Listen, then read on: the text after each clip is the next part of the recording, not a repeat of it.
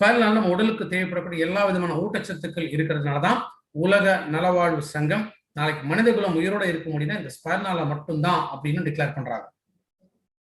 Spirulina என்ன இருக்குன்னா 60-75% புரதச்சத்துக்கள் இதுல அடங்கியிருக்கு. இன்ஃபேக்ட் வேற எந்த விதமான உணவுலையுமே இந்த ஹை லெவல் ஆஃப் புரோட்டீன்ஸ் கிடையாது, ஸ்பைருலினால மட்டும்தான் இருக்கு. இரண்டாவது, சர்க்கரை சத்து கார்போஹைட்ரேட்ஸ் ஒரு 15% வரைக்கும் ஸ்பைருலினால இருக்கு. GLA அப்படின்னு சொல்லக்கூடிய ஒரு நல்ல கொழுப்பு இது கிட்டத்தட்ட ஒரு 8% வரைக்கும் ஸ்பைருலினால அடங்கியிருக்கு. எல்லா விதமான minerals iron, magnesium, calcium, potassium, selenium இதெல்லாம் ட்ரேஸ் எலிமெண்ட்ஸா ஸ்பைருலினால அடங்கியிருக்கு. Then vitamins entire B complex vitamins, vitamin E, K, H தவிர பிளான்ட்ல இருந்து கிடைக்கக்கூடிய ஃபைட்டோ நியூட்ரிஷன் அப்படின்னு சொல்லும்.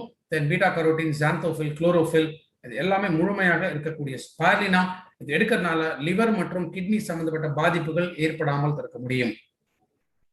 தைராய்டுல ஹைப்போவா இருந்துச்சுன்னா, அயோடின் குறைவாக இருந்தா அப்ப ஸ்பைருலினா கொடுக்கலாம். அயோடின் ஆல்ரெடி அதிகமாக இருக்கு அப்படின்னா அப்ப கொடுக்க வேணாம். ஏன்னா பிகாஸ் ஸ்பைருலினாலுமே அயோடின் கண்டென்ட் நிறைய உண்டு. உடல் எடையை குறைக்க விரும்புமா, ஸ்பைருலினா எடுக்கிறதுனால வெயிட்டை குறைக்கும்.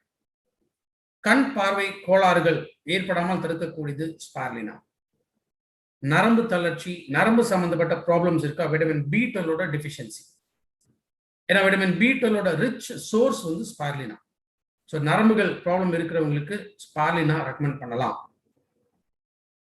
ஸ்பைருலினா எடுக்கிறதுனால கேன்சர் ட்ரீட்மெண்ட்ல இருக்கிறவங்களுக்கு அந்த பாதிப்புகளை குறைக்கக்கூடியது. முக்கியமா செலினியம் இருக்கிறதுனால ஹார்ட் அட்டாக் வராமல் தடுக்கக்கூடியது. ப்ரீ மென்ஸ்ட்ருவல் சிண்ட்ரோம், பெண்களுக்கு பீரியட்ஸ் ரிலேட்டடான காம்ப்ளிகேஷன்ஸ் வராமல் தடுக்கக்கூடியது ஸ்பைருலினா.